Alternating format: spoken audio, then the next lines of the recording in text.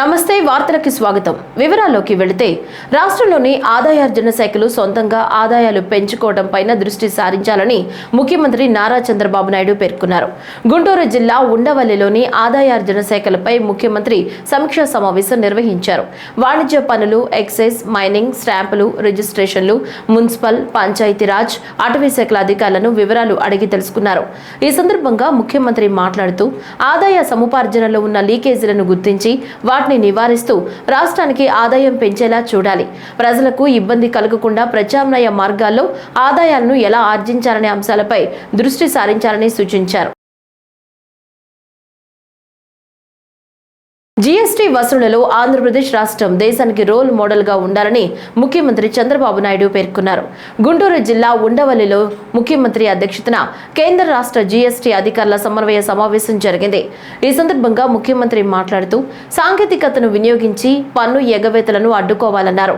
సమర్థవంతమైన పన్ను వసూళ్ల ప్రక్రియ ద్వారా జాతీయ సంపదను పెంచాలని ముఖ్యమంత్రి సూచించారు. జీఎస్టీపై కేంద్ర రాష్ట్ర అధికారుల మధ్య సమాచార సమన్వయం ఉండాలని స్పష్టం చేశారు. వివిధ ప్రభుత్వ శాఖలకు చెందిన చట్టాల సరళీకరణలో భాగంగా సులభతర వాణిజ్యం కింద డీరెగ్యులేషన్, కంప్లయన్స్ రిడక్షన్ అంశాలపై కేంద్ర ప్రభుత్వ కార్యదర్శి టాస్క్ ఫోర్స్ కమిటీ సభ్యుడు మనోజ్ గోవిల్, ప్రభుత్వ ప్రధాన కార్యదర్శి కె విజయానందల నేతృత్వంలో శుక్రవారం సమీక్షా సమావేశం నిర్వహించారు. ఈ సమావేశంలో కేంద్ర ప్రభుత్వ కార్యదర్శి మనోజ్ గోవిల్ మాట్లాడుతూ దేశంలో ఏపీ డీరెగ్యులేషన్, కంప్లయన్స్ రిడక్షన్ కు అనుగుణంగా చట్టాల్లో మార్పులు చేయడంలో ముందుందని పేర్కొన్నారు. కాలానుగుణంగా వచ్చే మార్పులకు అనువుగా సులభతర వాణిజ్యంలో భాగంగా కేంద్ర ప్రభుత్వ చట్టాలకు అనుగుణంగా పాత చట్టాల్లో మార్పులు, చేర్పులు, సరళీకరణ చేయడం ద్వారా ప్రజలకు మెరుగైన రీతిలో ఉపయోగపడే విధంగా చర్యలు తీసుకుంటున్నట్లు తెలిపారు.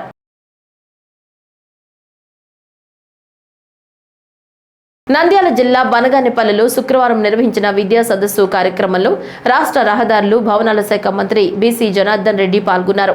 ఈ సందర్భంగా మంత్రి మాట్లాడుతూ విద్యార్థులు ఎక్కువ సమయం టీచర్ల సంరక్షణలోనే ఉంటారని, ఈ క్రమంలో తల్లిదండ్రుల కంటే ఉపాధ్యాయులే విద్యార్థులకు కీలకమని తెలిపారు. గురువుల సహకారంతోనే విద్యార్థులు మంచి ఉద్యోగాలు సంపాదించగలరని పేర్కొన్నారు. రాష్ట్రంలో ఆర్థిక ఇబ్బందులు ఉన్న నేపథ్యంలో స్కూళ్లలో మౌలిక సదుపాయాలు కల్పించేందుకు దాతల సహకారం తీసుకోవాలని మంత్రి సూచించారు. బాగుపడాలన్నా, సమాజం చెడిపోవాలన్నా రెండింటికి బాధ్యత గురువులు, పూజ్యులు మీరే అందరూ. ఎందుకంటే మీరు నేర్పించే విద్య, మీరు చెప్పేటువంటి విద్యలోనే ఆ యొక్క పిల్లల్లో మార్పు వస్తుంది. మొదట మీ తర్వాతనే తల్లిదండ్రుల మాట వింటారు. ఎందుకంటే ఎక్కువ భాగము పిల్లలు ఉదయం వస్తే సాయంకాలం వరకు కూడా మీ సంరక్షణలో వాళ్ళు పెరుగుతూ ఉంటారు. ఆ సంరక్షణ పెరిగినప్పుడు మనకు ఎన్నో ఉంటాయి. ఇంట్లో కూడా డిప్రెషన్స్ ఉంటాయి, లేకపోతే ఇంట్లో ఫ్యామిలీ ప్రాబ్లం ఉంటుంది, వాళ్ళ ఇంట్లో ఆరోగ్యం బాగలేకనో, కొంతమందికి ఫైనాన్షియల్గానో, కొన్ని కుటుంబ సమస్యలు, ఎన్నో సమస్యలు ఉంటాయి. అన్నీ అడిగిపోయినా ఇక్కడ తల్లిని వదిలిపెట్టి వస్తే తల్లి తర్వాత తండ్రులు మీరే, తల్లులు మీరే. మీరు ఆదరించేటువంటి అభిమానం, మీరు ఆ పిల్లలకు నేర్పే విద్యా బుద్ధుల మీదనే కొంతమంది కూడా ఈరోజు తీర్చిదిద్ది ఎంతో పైకి ఉన్నతమైన స్థానాలలో కూర్చుంటూ ఉంటారు. ఆ పేరు వచ్చినప్పుడు మా స్కూల్లో ఇందాకే చెప్పారు, మా స్కూల్ టాప్లో ఉంది, మా పిల్లలు ఈ విధంగా వచ్చారు, ఈ విధంగా అనుకున్నప్పుడు గర్వంగా కూడా మీరు కూడా ఫీల్ అవుతారు. రాష్ట్రంలో ధూప దీప నైవేద్యాలకు నోచుకోని ఆలయాలను ఇప్పటికే గుర్తించామని, త్వరలోనే ఆ ఆలయాలకు పూర్వ వైభవం తెస్తామని రాష్ట్ర దేవాదాయ శాఖ మంత్రి ఆనం రామనారాయణ రెడ్డి పేర్కొన్నారు. ఈ ఉదయం తిరుమల శ్రీవారిని దర్శించుకున్నారు. అనంతరం ఆలయం వెలుపల మంత్రి మీడియాతో మాట్లాడుతూ రాష్ట్రంలోని 161 ప్రధాన ఆలయాల్లో ప్రసాదాల నాణ్యతను పెంచామని, దర్శన విధి విధానాల్లో మార్పులు తీసుకొచ్చామన్నారు. తిరుమల తిరుపతి దేవస్థానం ఈరోజు ఆ యొక్క శ్రీ శ్రీ శ్రీ వెంకటేశ్వర స్వామి యొక్క ఆశీస్సులు తీసుకోవడానికి కుటుంబ సమేతంగా రావడం జరిగింది. అలాగే అనేక మంది పెద్దలు ఈరోజు ఆలయంలో టీటీడీ బోర్డు చైర్మన్ గారు, అడిషనల్ ఈఓ గారు, ఇతర బోర్డు మెంబర్లు అందరితో కూడా కలవడం జరిగింది. స్వామివారి ఆశీస్సులు తీసుకొని ఈరోజు ముఖ్యంగా తిరుమలకి రావడానికి కారణం రాష్ట్ర ప్రభుత్వం నుంచి దేవాదాయ శాఖ మంత్రిగా ఈ యొక్క తిరుమల తిరుపతి దేవస్థానం యొక్క చైర్మన్ గారు, ఈఓ గారు, అడిషనల్ ఈఓ గారు, అలాగే ఇతర అధికార యంత్రాంగంతో దేవాదాయ శాఖ కమిషనర్ గారు, సెక్రటరీ గారు అందరం కలిసి కొన్ని విషయాలపైన నిర్ణయాలు తీసుకోవాల్సి ఉంది. ఇవి గతంలో ఎండోమెంట్ డిపార్ట్మెంట్కి సంబంధించి, టీటీడీకి సంబంధించి జరిగినటువంటి ముఖ్యమంత్రి గారి దగ్గర సమీక్షలో కొన్ని విషయాల ప్రస్తావనకు వచ్చినప్పుడు సమిష్టిగా రాష్ట్ర ప్రభుత్వం, తిరుమల తిరుపతి దేవస్థానం యాజమాన్యం అందరూ కలిసి ఈ యొక్క నిర్ణయాలని ప్రభుత్వ దృష్టికి, ముఖ్యమంత్రి గారి దృష్టికి తీసుకురావాలని గౌరవ ముఖ్యమంత్రి చంద్రబాబు నాయుడు గారి ఆదేశం. వారి ఆదేశానుసారం తొలి సమావేశం ఇవాళ ఏర్పాటు చేసుకున్నాం. తిరుమలలో ఇవాళ తొలి సమావేశం తిరుమల తిరుపతి యాజమాన్యంతో, ఈ దేవస్థానం యొక్క ఇక్కడ ఉన్నటువంటి ఉద్యోగస్తులు, అర్చకులు, అలాగే ఈ టీటీడీకి సంబంధించినటువంటి అనేక శాఖల్లో ఉన్నటువంటి ఉద్యోగస్తుల యొక్క సమస్యలను పరిష్కరించడం, మెరుగైన సేవలు సామాన్య భక్తులకి అందించే దానిలో రాష్ట్ర ప్రభుత్వం, దేవాదాయ శాఖ సమన్వయం చేసుకోవాలని గౌరవ ముఖ్యమంత్రి గారు ఇచ్చిన సూచనలు, వారి ఆదేశాల మేరకు ఈరోజు తొలి సమావేశం తిరుమలలో జరుగుతుంది. తప్పనిసరిగా వీటన్నిటికీ ఒక మంచి పరిష్కారం, ఈ యొక్క ఆలయ సంబంధించినటువంటి ఉద్యోగులకు లేదా రిటైర్ అయినటువంటి ఉద్యోగులకు, ఇప్పుడు పనిచేస్తున్నటువంటి ట్రాన్స్పోర్టు, లెక్చరర్లు, అర్చకులు, ఇలాంటి అనేక సమస్యలు ఉన్నాయి ఇక్కడ. ఆ సమస్యలంతా కూడా ఇక్కడ చర్చించిన తర్వాత ఈ విషయాలన్నింటినీ కూడా రాష్ట్ర ప్రభుత్వానికి విన్నవించి గౌరవ ముఖ్యమంత్రి గారి యొక్క ఆదేశాలు తీసుకున్న తర్వాత స్ఫూర్తి ఆదేశాలని, వీరికి అనుకూలమైనటువంటి ఆదేశాలను ఇవ్వడానికి ఇవాళ ఈ తొలి సమావేశం జరుగుతుంది. కూటమి ప్రభుత్వం ఏడాది పాలనలో రాష్ట్ర ప్రజలకు ఇచ్చిన హామీలన్నీ నెరవేర్చామని రాష్ట్ర రవాణా శాఖ మంత్రి మండిపల్లి రాంప్రసాద్ రెడ్డి తెలిపారు. రాష్ట్రంలో అత్యధికంగా మామిడి దిగుబడి రావడంతో రైతులు నష్టపోకుండా ప్రభుత్వం మద్దతు ధర అందజేస్తుందని పేర్కొన్నారు. సుపరిపాలనలో తొలి అడుగు కార్యక్రమంలో భాగంగా చిత్తూరులో నిర్వహించిన కార్యక్రమంలో ఎంపీ దగ్గుమళ్ల ప్రసాదరావు, శాసనసభ్యుడు గురజాల జగన్మోహన్తో కలిసి ఈ సందర్భంగా మంత్రి మీడియాతో మాట్లాడుతూ కూటమి ప్రభుత్వ పాలన పట్ల ప్రజలు సంతృప్తితో ఉన్నారన్నారు. ప్రభుత్వం ఏర్పడిన తర్వాత సంవత్సరం అయింది. ఇప్పటికి ఏవైతే సంక్షేమ అభివృద్ధి కార్యక్రమాలు చెప్పామో తూచా తప్పకుండా మా గౌరవ ముఖ్యమంత్రి గారు నేతృత్వంలో ఈ రోజు రాష్ట్రంలో అందిస్తున్నాము. ముఖ్యంగా గత 20 రోజుల నుంచి రాష్ట్రంలో ఎప్పుడూ లేని విధంగా సంతోషమైన వాతావరణం ఉంది ప్రజల్లో. ముఖ్యంగా ఈ రోజు తొలి అడుగు అనే కార్యక్రమం మా పార్టీ నాయకత్వం ఆదేశాల మేరకు డోర్ టు డోర్ క్యాంపెయినింగ్ జరుగుతా ఉంది. ఈ రోజు మా గౌరవ శాసనసభ్యులు, మా గౌరవ ఎంపీ గారి నాయకత్వంలో చిత్తూరు పట్టణంలో పర్యటిస్తా ఉంటే ఏ ఇంటి దగ్గరికి వెళ్ళినా ప్రతి ఒక్కరి నుంచి అపూర్వమైన ఆదరణ లభిస్తా ఉంది. మాజీ ముఖ్యమంత్రి హోదాలో ఎక్కడికైనా రాష్ట్రంలో రావచ్చు, ఏ ప్రాంతానికైనా పర్యటించవచ్చు. అక్కడ రైతులకైతేనే, ఆయన కార్యకర్తలకైతేనే ఎవరికైనా అన్యాయం జరిగితే ప్రశ్నించే హక్కు ఆయనకుంది. అది రాజ్యాంగం కల్పించింది. దాన్ని పక్కన పెట్టి ఈ రోజు ఒక రౌడీజం చేస్తా, ఒక దండయాత్ర లాగా అక్కడ మిర్చి యార్డులకు పోతే ఆయన కార్యకర్తలు, ఆయనగా ఉంటే దొంగలు మిర్చి యార్డులో ఉండే మూటలన్నీ ఎత్తుకొని వెళ్ళిపోతారు. పొగాకు రైతుల సమస్యలకు పోతే అక్కడ పొగాకు కట్టలన్నీ ఎత్తుకొని పోతారు. ఇక్కడ మామిడి పండ్ల దానికి వస్తే రైతుల దగ్గర నుంచి దొంగగా లాక్కొని రోడ్లపైన పారేసుకుంటా పోతే, ఏదైతే అన్నపూర్ణగా పిలువబడి ఆంధ్ర రాష్ట్రంలో ఈ రైతులు అవమానించడమే తప్పక ఏ విధమైన చర్యలు కాదని ఒకటే జగన్మోహన్ రెడ్డికి సూటి ప్రశ్న అడుగుతున్నాం. గత సంవత్సరంలో ఈ ప్రాంతంలో ఎన్ని లక్షల మెట్రిక్ టన్నుల మామిడి, తోతాపురి మామిడి దిగుబడి ఎంత ఉంది, ఇప్పుడు 2024-25 ఎంత ఉందో ఒకసారి ఆయన బేరీజ్ వేసుకోవాలి. లెక్కలు తెలియని మాస్టర్ జగన్మోహన్ రెడ్డి. ఈసారి 6.5 లక్షల మెట్రిక్ టన్నులు ఉత్పత్తి అయింది. దాన్ని కూడా ముఖ్యమంత్రి గారి నాయకత్వంలో ఒక ఉన్నత స్థాయి కమిటీ వేయడం జరిగింది. 8 రూపాయలు ఖచ్చితంగా కొనాలని చెప్పి ఎవరైతే ప్రాసెసింగ్ యూనిట్లు అలాగే వ్యాపారస్తులకు చెప్పాం, అలాగే 4 రూపాయలు కూడా ఈ ప్రభుత్వం అందజేస్తుందని చెప్పడంతో ప్రజలు అలాగే ఎవరైతే రైతులు ఉన్నారో 90% పంటను వాళ్ళు కూడా అమ్ముకోవడం జరిగింది. అంతా అయిపోయిన తర్వాత బంతిలో నుంచి లేచిపోయేటప్పుడు ఈ రోజు వచ్చి భిక్షాటం చేసినట్టు జగన్మోహన్ రెడ్డి చిత్తూరుకు రావడం, బంగారుపాలెంలో దురదృష్టమైన చర్యలు పాల్గొనడం, అక్కడ మీడియా మిత్రులు ఏదైతే ఫోర్త్ ఎస్టేట్ అంటామో ఆయన కూడా ఒక పత్రికా ఆయన ఒక వ్యవస్థ పెట్టాడు, ఆయనకు ఒక పేపర్ ఉంది. ఆయన ఏ మటుకు ఆ పేపర్ లో పనిచేస్తున్న వాళ్ళ విలేకరులను గౌరవిస్తున్నారు మాకు తెలియదు, కానీ ఇక్కడ వేరే విలేకరుని పేరుతో కులంతో దూషించి కొట్టినారంటే ఒకసారి అర్థం చేసుకోవాలా. శ్రీకాకుళం జిల్లా సారవకోట మండలం బుడితి సామాజిక ఆసుపత్రిలో కాన్పు కోసం వెళ్లి శస్త్రచికిత్స చేసిన అనంతరం 2 బాలింతలు ఇటీవల మరణించారు. ఈ నేపథ్యంలో బాలింతల మృతిపై సమగ్ర విచారణ నిర్వహించామని, ఇందుకు సంబంధించి బాధ్యులపై చర్యలు తీసుకుంటామని శ్రీకాకుళం జిల్లా వైద్య ఆరోగ్య శాఖ అధికారి డాక్టర్ కె అనిత చెప్పారు. శనివారం శ్రీకాకుళంలో మీడియాతో మాట్లాడుతూ ఒకేసారి 2 బిడ్డలను కని మరుసటి రోజు మరణించడం ఎంతో బాధాకరమని అన్నారు. ప్రభుత్వ ఆసుపత్రుల్లో ప్రసవాలు సురక్షితంగా అన్ని జాగ్రత్తలు పాటించారు చేస్తామని, ఇందులో వైద్యులను నిందించడం తగదన్నారు. శ్రీకాకుళం సర్వజన ఆసుపత్రి నుంచి 3 గైనకాలజిస్టులను సమగ్ర విచారణ కొరకు కలెక్టర్ స్వప్నిల్ దినకర్ పుణ్కర్ సూచన మేరకు నియమించామని, వారు బుడితి ఆసుపత్రికి వెళ్లి ఎంక్వైరీ చేసి నివేదిక ఇచ్చారని ఆమె స్పష్టం చేశారు. ప్రజలు ఎటువంటి భయాందోళన చెందనవసరం లేదని, ప్రభుత్వ ఆసుపత్రులు ప్రైవేట్ ఆసుపత్రుల కంటే అనుభవం ఉన్న వైద్యులు, పారామెడికల్ సిబ్బంది ఉంటారని, అపోహలు విడి ధైర్యంగా ఉండాలని సూచించారు. బుడితి పిహెచ్సిలో మనం చూసింది ఏంటంటే 2 బాలింతలకు మరి సీరియస్ అవటం వలన వారిని రిమ్స్ శ్రీకాకుళానికి తరలించినప్పుడు అక్కడ వారు డాక్టర్స్ బహువిధాల శతవిధాల ప్రయత్నించినప్పటికీ వారిని నిలబెట్టలేకపోయారు, వారి ప్రాణాలని. ఈ విషయంలో ఎంతో బాధాకరమైన విషయము.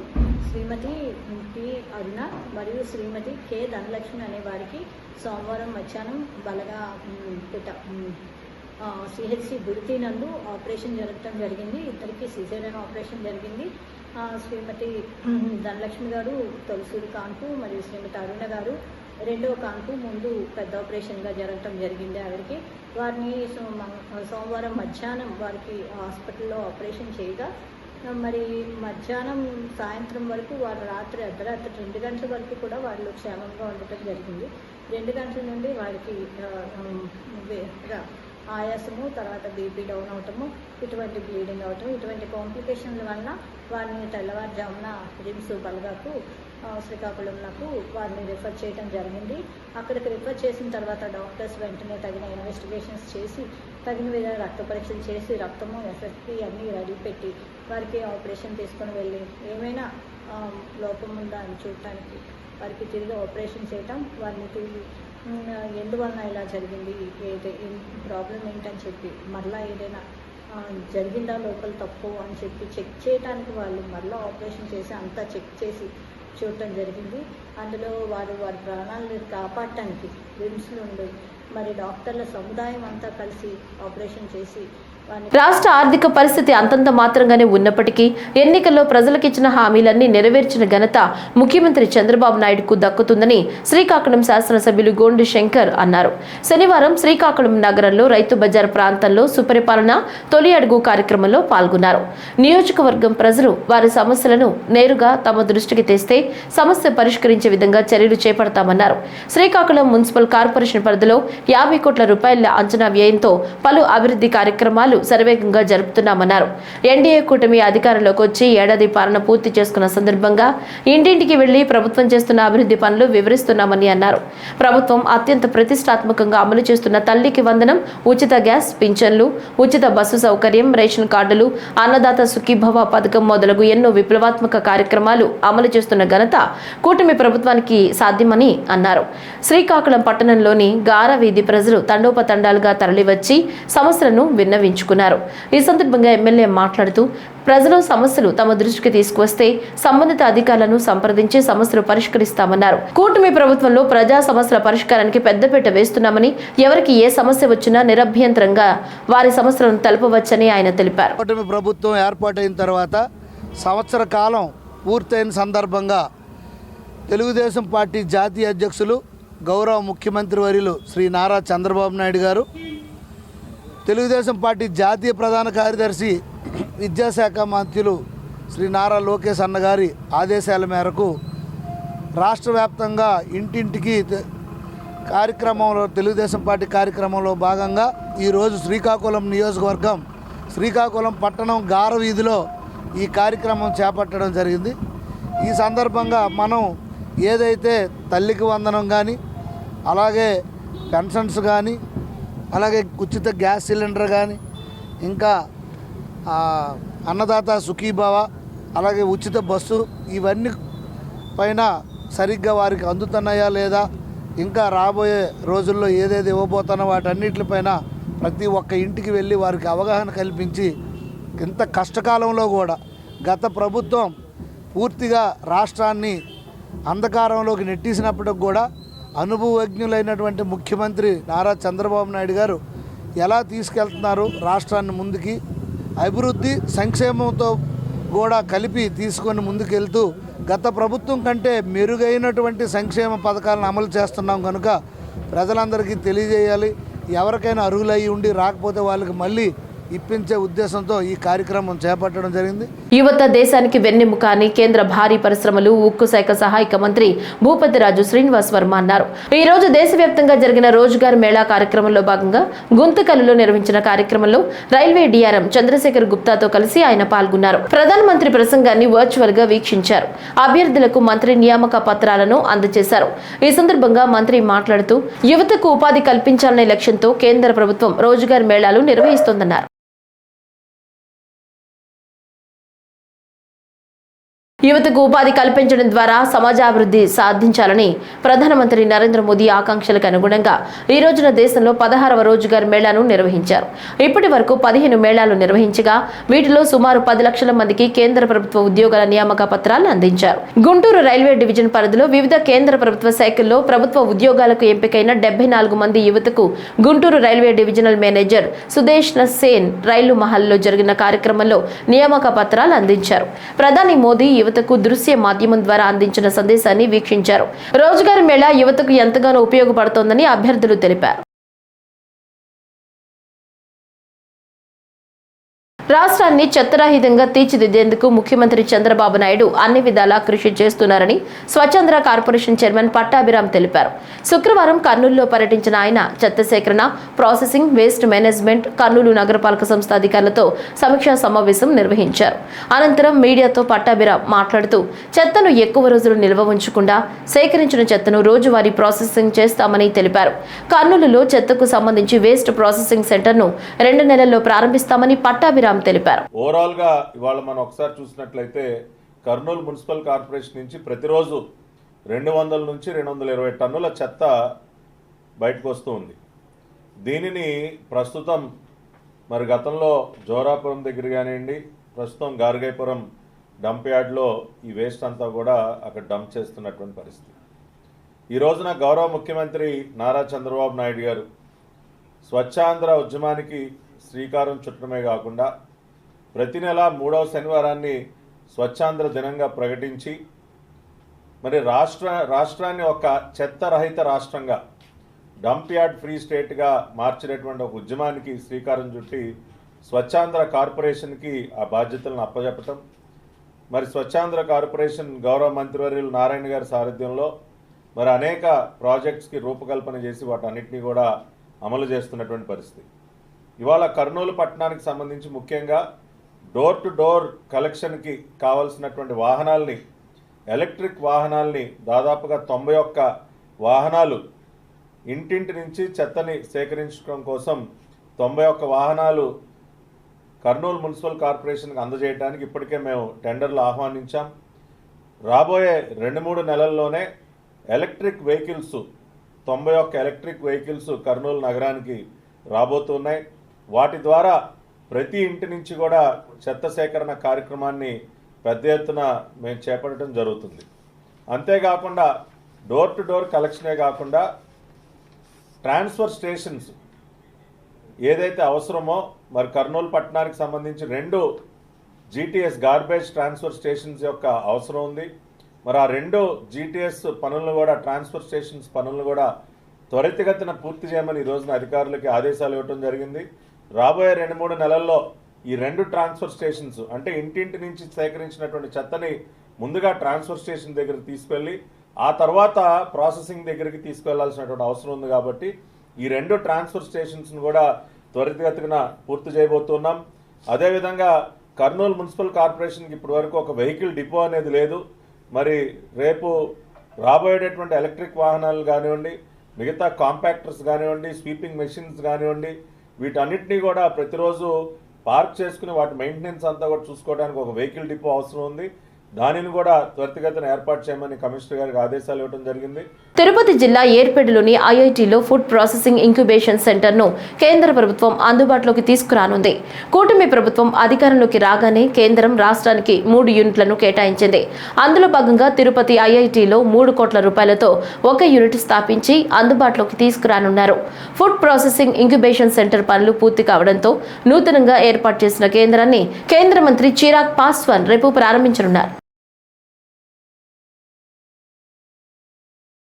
దేశంలోని రైలు ప్రయాణికుల అవసరాలను గమనిస్తూ ఎప్పటికప్పుడు మార్పులు చేర్పులు చేస్తున్న రైల్వే శాఖ తాజాగా మరో కీలక నిర్ణయం తీసుకుంది. వృద్ధులు, దివ్యాంగులు మరింత సౌకర్యవంతంగా రైలు ప్రయాణం చేసేందుకు వీలుగా బోగీలలో మార్పులు చేయాలని నిర్ణయించింది. దీనిలో భాగంగా ముంబైలోని లోకల్ రైళ్ల బోగీల్లో ప్రయోగాత్మకంగా మార్పులు చేసింది. బోగీల్లోకి ప్రయాణించే మార్గాలను మరింత విశాలం చేయడంతో పాటు ర్యాంపులను కూడా ఏర్పాటు చేశారు. తద్వారా వృద్ధులు, దివ్యాంగులు మరింత సునాయాసంగా బోగీల్లోకి ఎక్కేందుకు వీలవుతుందని రైల్వే అధికారులు పేర్కొన్నారు. రాబోయే రోజుల్లో దశల వారీ దేశవ్యాప్తంగా ఈ సౌకర్యాలను కల్పించనున్నట్లు వివరించారు. జాతీయ రహదారులపై టోల్ గేట్ల వద్ద జాప్యానికి ఇతర సమస్యలకు కారణమవుతున్న లూజ్ ఫాస్టాగ్లను బ్లాక్ లిస్టులో పెట్టాలని జాతీయ రహదారుల ప్రాధికార సంస్థ NHAI నిర్ణయించింది. పలువురు వాహనదారులు తమ ఫాస్టాగ్ను వాహనం ముందు అద్దంపై అతికించడం లేదని, వాహనం టోల్ గేట్ వద్దకు వచ్చాక ఫాస్టాగ్ను తీసి చూపిస్తున్నారని పేర్కొంది. దీనివల్ల టోల్ రుసుముల వసూలులో జాప్యం జరుగుతోందని, అదే సమయంలో ఇతర వాహనదారులకు కూడా తీవ్ర అసౌకర్యం కలుగుతోందని NHAI తెలిపింది. అంతేకాకుండా కొందరు లూజ్ ఫాస్టాగ్లను దుర్వినియోగం చేస్తున్నారని పేర్కొంది. ఈ నేపథ్యంలో ఇకపై వాహనాల అద్దంపై అంటించని ఫాస్టాగ్లను బ్లాక్ లిస్టులో పెట్టాలని నిర్ణయించినట్లు తెలిపింది.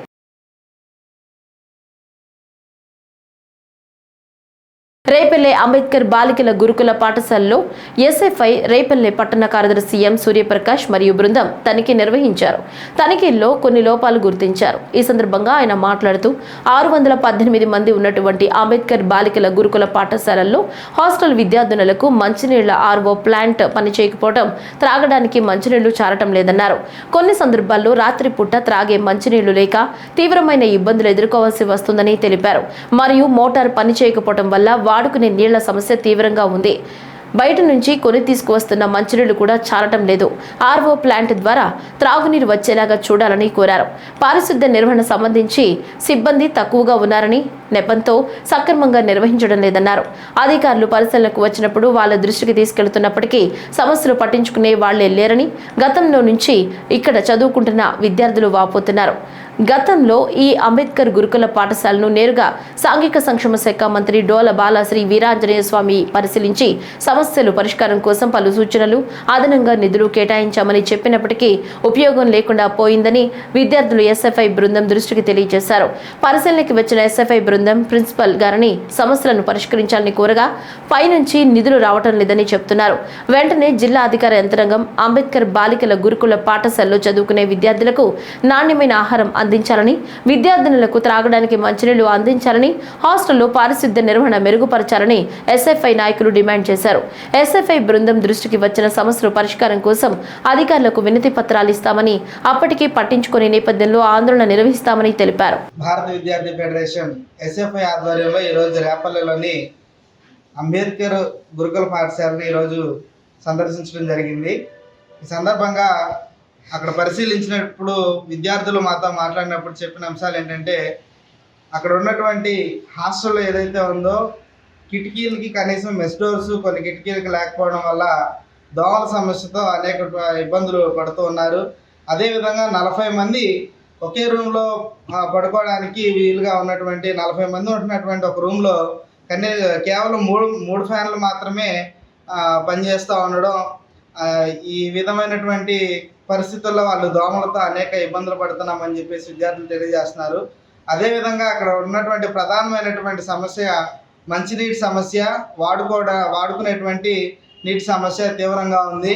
అక్కడ ఉదయం పూట మంచినీళ్ళు డైలీ బయట నుంచి తెప్పించడం జరుగుతూ ఉంది. కానీ ఆ నీళ్లు వంటకి, ఉదయం పూట తాగడానికి, స్కూలు, కాలేజీ, హౌస్ వీటిలోకే సరిపోతూ ఉంది. సాయంత్రం పూట ఏదైతే రాత్రికి హాస్టల్లో ఉన్నటువంటి విద్యార్థులు తాగడానికి కనీసం మంచినీళ్ళు కూడా లేక అనేక ఇబ్బందులు పడుతూ ఉన్నారు. అదేవిధంగా వాడుకోవడానికి విద్యార్థులు కింద నుంచి 3వ ఫ్లోర్కి బకెట్లతో నీళ్లు మోసుకోవాల్సినటువంటి పరిస్థితి ఏర్పడింది. కేవలం అక్కడ మోటార్ పనిచేయకపోవడం వల్ల వాటర్ అనేది 3rd స్టేర్కి సప్లై లేకుండా కింద నుంచి బకెట్లతో విద్యార్థులు నీళ్లు మోసుకునేటువంటి పరిస్థితి అక్కడ దృశ్యమవుతూ ఉంది. కనీస అవసరాలు తీర్చేటువంటి విధంగా చర్యలు తీసుకోవాలని చెప్పేసి భారత విద్యార్థి ఫెడరేషన్ ఎస్ఎఫ్ఐగా డిమాండ్ చేస్తారు. చిత్తూరు జిల్లా బంగారుపాళ్యంలో ఆంధ్రజ్యోతి ఫోటోగ్రాఫర్ పై ఇటీవల వైసీపీ రౌడీ ముక్కల దాడిలో గాయపడి చిత్తూరు ప్రభుత్వ ఆసుపత్రిలో చికిత్స పొందుతున్న శివకుమార్ ను అక్కడికి వెళ్లి పరామర్శించిన రాష్ట్ర రవాణా యువజన క్రీడా శాఖ మంత్రి మండిపల్లి రాంప్రసాద్ రెడ్డి మరియు స్థానిక ఎమ్మెల్యే గురజాల జగన్మోహన్ ఇప్పటి వరకు నిర్వహించిన వైద్య పరీక్షలు అందుతున్న చికిత్స గురించి డాక్టర్లను అడిగి తెలుసుకున్నారు. శివకుమార్ కు వారి కుటుంబ సభ్యులకు ధైర్యం చెప్పారు. నాయకుల ప్రోద్బలంతో దాడి జరిగిన విధానం గురించి శివకుమార్ వివరిస్తుంటే చాలా బాధ కలిగిందన్నారు. నిజాన్ని నిర్భయంగా రాసే పత్రికలపై, మీడియా ప్రతినిధులపై ఈ తరహా దాడులను క్షమించేది లేదన్నారు. బాధిత కుటుంబానికి ప్రభుత్వం అండగా ఉంటుంది. శివకుమార్ పై దాడి చేసిన వారిపై కఠినమైన చర్యలు తీసుకోవాలని అధికారులను ఆదేశించామన్నారు. మీడియా హక్కులను కాపాడే విషయంలో ప్రభుత్వం కఠినంగా వ్యవహరిస్తుందన్నారు. ముఖ్యంగా ఎక్కడైనా కూడా ఒక పార్టీలో కింద క్రమశిక్షణ లేకపోతే ఆ నాయకుని యొక్క క్యారెక్టర్ అనేది బయటకు అందరికి తెలుస్తుంది. ఈరోజు ఎంత చక్కగా నాయకుడు ఉంటే అదే విధంగా కార్యకర్తలు కూడా ఉంటారు. కాబట్టి తప్పకుండా దీనికి కారణమైన ఎక్స్ డిప్యూటీ సీఎం అనుకోండి, ఇక్కడ ఎవరైతే ఇన్ఛార్జ్గా ఉన్నారనుకోండి, వాళ్ళందరి పేర్లు బయటకు వస్తే మాత్రం తప్పకుండా కటకటాల పాలు చేసేదానికి ప్రభుత్వం సిద్ధంగా ఉంది. సమయపాలన లేని వృత్తి జర్నలిజం అని, నిద్రాహారాలు తిండి తిప్పలు లేకుండా జర్నలిస్టులు ప్రజాసేవలో నిమగ్నమై ఆరోగ్యాలను కాపాడుకోవడంలో జాగ్రత్తలు తీసుకోవడం లేదని సెంట్రల్ ఎమ్మెల్యే బోండా ఉమామేశ్వరరావు అన్నారు. Basavatarakam Indo American hospital Vijayawada press club లో సంయుక్తంగా శనివారం ప్రెస్ క్లబ్ లో ఉచిత క్యాన్సర్ నిర్ధారణ శిబిరాన్ని ఆయన ముఖ్య అతిథిగా పాల్గొని ప్రారంభించారు. ఈ సందర్భంగా ఆయన మాట్లాడుతూ హైదరాబాద్ లో ఎన్నో హాస్పిటల్స్ ఉన్నా బసవతారకం ఇండో అమెరికన్ హాస్పిటల్ కు ప్రత్యేకత ఉందన్నారు. కోట్లాది రూపాయలు పరికరాలున్నాయి. ఈ హాస్పిటల్ ఆదాయార్జనలో కాకుండా సామాజిక సేవలో ప్రముఖ పాత్ర పోషిస్తుందని ప్రస్తావించారు. గతంలో క్యాన్సర్ మహమ్మారికి, ప్రస్తుతం క్యాన్సర్ కి ఎన్నో రకాల టెస్టులు, ఔషధాలు వచ్చాయని తెలిపారు. ఈ వార్తలు ఇంతటితో సమాప్తం. నమస్కారం.